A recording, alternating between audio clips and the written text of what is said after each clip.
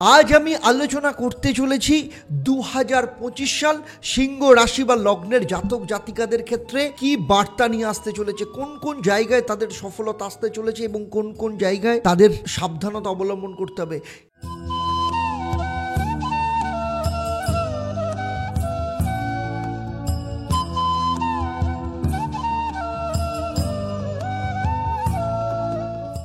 নমস্কার, আমি আচার্য দেবদত্ত। অ্যাস্ট্রোনমা আচার্য Debdutta Facebook page এবং ইউটিউব চ্যানেলে আপনাদের সবাইকে স্বাগত জানাই। সেই সাথে জানাই আপনাদের হ্যাপি নিউ ইয়ার 2025 আপনাদের জীবনে প্রচুর প্রচুর প্রচুর সফলতা নিয়ে আসুক। আপনাদের জীবনের সমস্ত বাধা বিপত্তি দুঃখ কষ্ট দূর হয়ে যাক এবং 2024 থেকে 2025 আপনারা যেন আপনাদের জীবনের অন্ধকার থেকে আলোর দিকে যাত্রা করেন। আজ আমি আলোচনা করতে চলেছি 2025 সাল সিংহ রাশি বা লগ্নের জাতক জাতিকাদের ক্ষেত্রে কি বার্তা নিয়ে আসতে চলেছে, কোন কোন জায়গায় তাদের সফলতা আসতে চলেছে এবং কোন কোন জায়গায় তাদের সাবধানতা অবলম্বন করতে হবে। এই পর্ব থেকে আপনারা জানতে পারবেন আপনাদের শরীর স্বাস্থ্য, অর্থ, পরিবার, সন্তান, বিদ্যা শিক্ষা, প্রেম, বিবাহ, বিবাহিত জীবন, কেরিয়ার, চাকরি, ব্যবসা প্রভৃতি বিষয় নিয়ে আমি পুঙ্খানুপুঙ্খভাবে আপনাদের সাথে আলোচনা করব। সেই সাথে থাকবে আপনাদের জন্য একটা প্রশ্ন, যারা সঠিক উত্তর দেবেন তাদের জন্য কি সারপ্রাইজ থাকবে সেটাও আমি জানাবো এই পর্বের শেষে। তাই পুরো ভিডিওটা শেষ অবধি খুব মন দিয়ে দেখবেন। আমার এই আলোচনা আপনার জন্মরাশি বা লগ্ন এবং গ্রহদের গোচরের ওপর নির্ভর করে। তাই চলুন প্রথমেই দেখে নেব যে জানুয়ারি মাস 2025 যখন শুরু হবে তখন সিংহ রাশি বা লগ্ন সাপেক্ষে নবগ্রহের অবস্থান কেমন থাকবে। আপনারা যদি এই ছকটাকে লক্ষ্য করেন তাহলে দেখতে পাবেন এই যে সিংহ রাশি আপনাদের রাশি বা লগ্ন, সেই সাপেক্ষে দ্বিতীয় স্থানে তো কেতু বসেই রয়েছে, অনেক দিন ধরেই বসে রয়েছে। 18 বছর বাদে কেতু আপনাদের দ্বিতীয় স্থানে অবস্থান করছে, অর্থস্থানে। এরপরে কেতু 18ই মে চলে আসবে আপনাদের নিজের রাশি বা সিংহ রাশিতে। ঠিক তার উল্টো দিকে আপনাদের অষ্টম স্থানে বসে আছে রাহু, সেও কিন্তু 18 তারিখ সপ্তম স্থানে অর্থাৎ কুম্ভ রাশিতে গোচর করবে। আপনার চতুর্থ স্থানে বুধ, বৃশ্চিক রাশিতে বুধ রয়েছে, পঞ্চমে রবি অবস্থান করছে, ষষ্ঠ স্থানে শুক্র এবং শনি দুজনে বসে কিন্তু এখানে মালব্য যোগ এবং শশ নামক রাজযোগ তৈরি করেছে। যদিও শনি 30শে মার্চ আপনার অষ্টম স্থানে অর্থাৎ মীন রাশিতে গোচর করবে। আপনাদের কর্মস্থানে বৃহস্পতি অবস্থান করছে, যদিও বৃহস্পতি এখন বক্রী অবস্থায় রয়েছে। বৃহস্পতি এরপরে 15ই মে চলে আসবে আপনাদের একাদশ স্থান অর্থাৎ মিথুন রাশিতে। এরপরে মঙ্গল 21শে জানুয়ারি চলে আসবে হচ্ছে মিথুন রাশিতে, বক্রী অবস্থায় মিথুন রাশিতে চলে যাবে। তারপর সেখানে অবস্থান করবে, ফির 3 এপ্রিল চলে আসবে আপনার কর্কট রাশিতে চলে আসবে এবং সেখান থেকে আলটিমেটলি সিংহ রাশিতে চলে যাবে 7ই জুন সিংহ রাশিতে গমন করবে।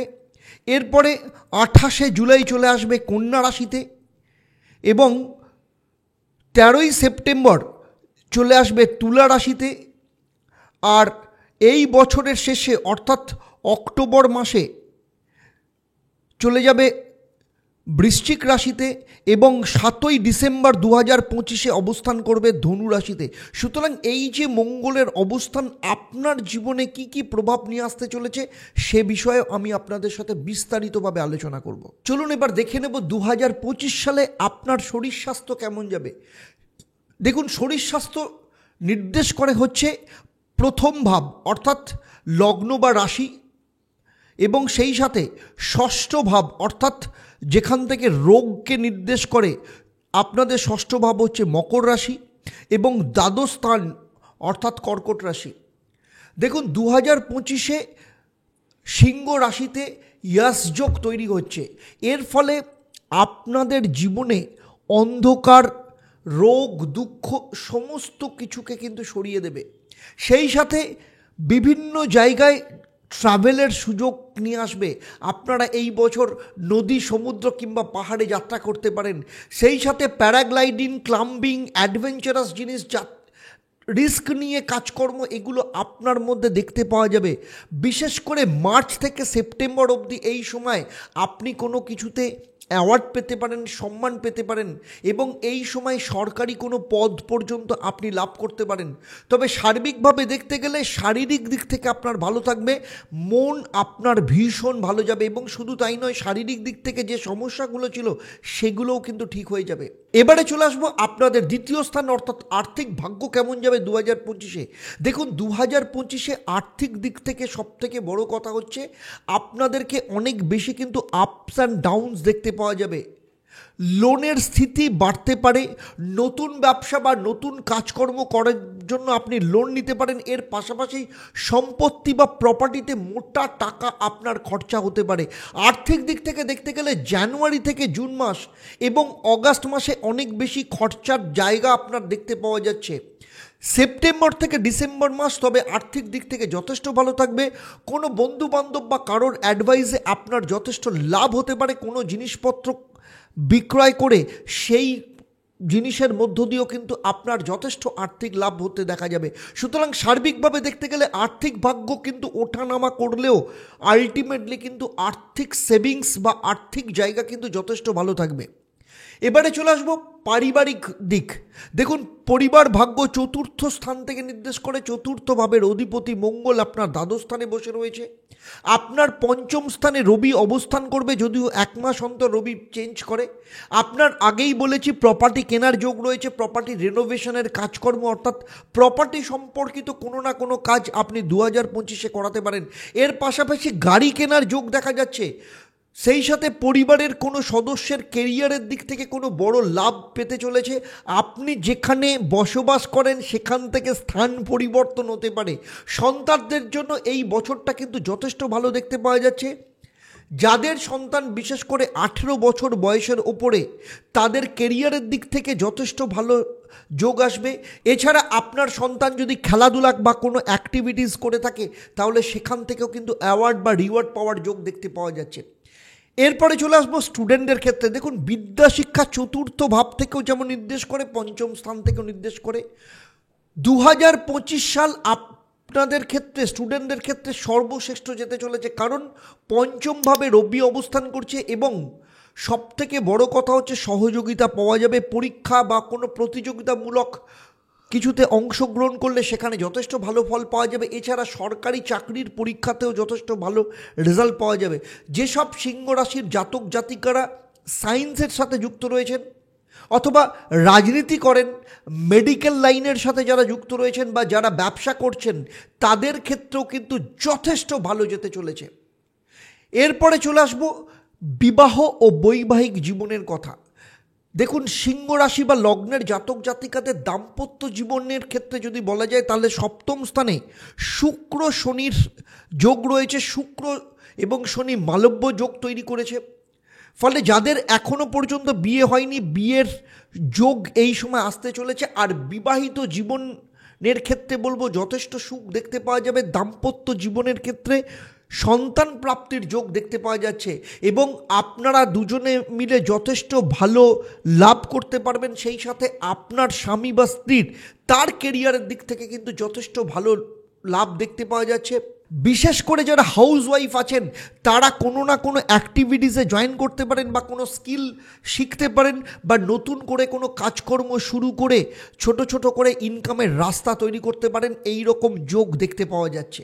এরপরে চলে আসবো আপনাদের কর্মভাগ্য কেমন থাকবে। দেখুন, কর্মস্থান দশম স্থান, সেখানে বৃহস্পতি অবস্থান করছে এবং আপনাদের কর্মস্থানের অধিপতি গ্রহ শুক্র শনির সাথে যুক্ত হয়ে যথেষ্ট ভালো পজিশনে রয়েছে। প্রথমেই আসবো যারা চাকরি করেন তাদের ক্ষেত্রে কিন্তু যথেষ্ট লাভকারী হতে চলেছে, কারণ এই বছরে আপনাদের পদোন্নতি বা প্রমোশনের যোগ রয়েছে। এছাড়া ইনক্রিমেন্ট আসতে পারে, কোনো বড় দায়িত্ব বা রেসপন্সিবিলিটিস আপনার ক্ষেত্রে আসতে পারে। যারা বিদেশে থাকেন সেখানেও যেমন চাকরির ক্ষেত্রে উন্নতি হতে পারে, বা যারা বিদেশে যেতে চাইছে, বিদেশে চাকরি করতে চাইছেন, সেখান থেকেও যথেষ্ট অফার আসতে পারে।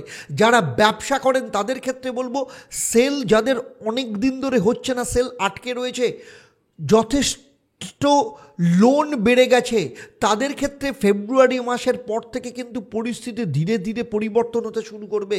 মাল্টিন্যাশনাল কোনো কোম্পানির কোনো প্রজেক্ট আপনাদের হাতে আসতে পারে। এছাড়া চাকরি বা ব্যবসা উভয় ক্ষেত্রেই কিন্তু আপনারা কোনো না কোনো বিষয়ের ওপর ইনভেস্ট করতে পারেন, সেক্ষেত্রেও কিন্তু যথেষ্ট লাভ হতে পারে।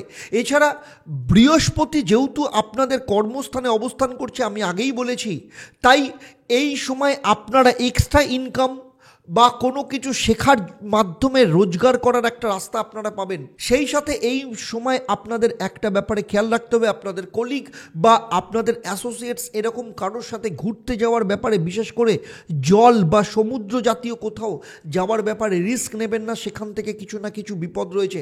এইটুকু জায়গা যদি সতর্ক থাকেন, বাকি ক্যারিয়ারের দিক থেকে যথেষ্ট ভালো যোগ যেতে চলেছে। এতক্ষণ আমি সিংহ রাশি বা লগ্ন নিয়ে যে আলোচনা করলাম, তা আপনাদের কেমন লাগলো অবশ্যই আমাকে কমেন্ট করে জানাবেন, কারণ আপনার এক একটা কমেন্ট আমার কাছে কিন্তু ভীষণ ইম্পর্ট্যান্ট। সেই সাথে যদি ভালো লাগে তাহলে অবশ্যই অন্যদের শেয়ার করে 2025 তাদের জীবনেও কেমন যাবে সেটা দেখার সুযোগ করে দেবেন। আগেই বলেছি, আমার এই আলোচনা আপনার জন্মরাশি বা লগ্ন এবং গ্রহদের গোচরের ওপর নির্ভর করে, কারণ আপনার ব্যক্তিগত জন্মছক, সেখানে নবগ্রহের অবস্থান, আপনার বর্তমানে যে মহাদশা, অন্তর্দশা, প্রত্যন্তর দশা চলছে, অথবা আপনার হাত, আপনার বাড়ির বাস্তু, আপনার নিউমোরোলজিক্যাল আপনার কারেকশান, এগুলো সম্পর্কে আমার কোনো ধারণা নেই। যদি থাকতো তাহলে এই ভিডিওতে আমি যা আলোচনা করলাম তা আপনার জীবনের সাথে আরও হুবহু নিখুঁতভাবে মিলে যেত। যারা আমার এই ভিডিও এখনও পর্যন্ত সাবস্ক্রাইব করেনি, আমি তাদের বলবো চ্যানেলটাকে সাবস্ক্রাইব করার সাথে সাথে নোটিফিকেশান বেল আইকনটাকে প্রেস করে রাখবেন। আর যারা ফেসবুক পেজে দেখছেন অবশ্যই পেজটাকে লাইক এবং ফলো করবেন। এবারে চলে আসবো আমি এই পর্বের প্রশ্ন। আমি এই পর্বে উল্লেখ করেছি শুক্র এবং শনি আপনাদের জন্ম ছক অনুযায়ী কততমভাবে অবস্থান করছে। আপনারা যারা সঠিক উত্তর দেবেন, আপনাদের মধ্য থেকে লাকি ড্রয়ের মাধ্যমে আমি 3 জন সঠিক উত্তরদাতাকে বেছে নিয়ে আপনাদের কিংবা আপনাদের পরিবারের কোনো একজন সদস্যের জন্মছক ও তার সমস্যা নিয়ে পরামর্শ দেব। আর আপনারা জানেন আমার এই পরিষেবা আপনাদের জন্য সম্পূর্ণ বিনামূল্যে থাকে, তবে অবশ্যই আপনাকে লাকি ড্রয়ের বিজেতা হতে হবে। তাহলে আজকের মতো আপনাদের কাছ থেকে বিদায় নিচ্ছি। আবার দেখা হবে আপনাদের সাথে পরবর্তী পর্ব কন্যা রাশি বা লগ্নের জাতক জাতিকাদের নিয়ে। আপনারা আপনাদের পরিবারের সাথে ভালো থাকুন, সুখে থাকুন, শান্তিতে থাকুন এবং নিয়মিত দেখতে থাকুন দেবদর্শন পর্ব এবং লাইভ ফোন ইন অনুষ্ঠান, যেটা হয় প্রতি শনি ও মঙ্গলবার সন্ধেবেলা 6:30 থেকে। নমস্কার।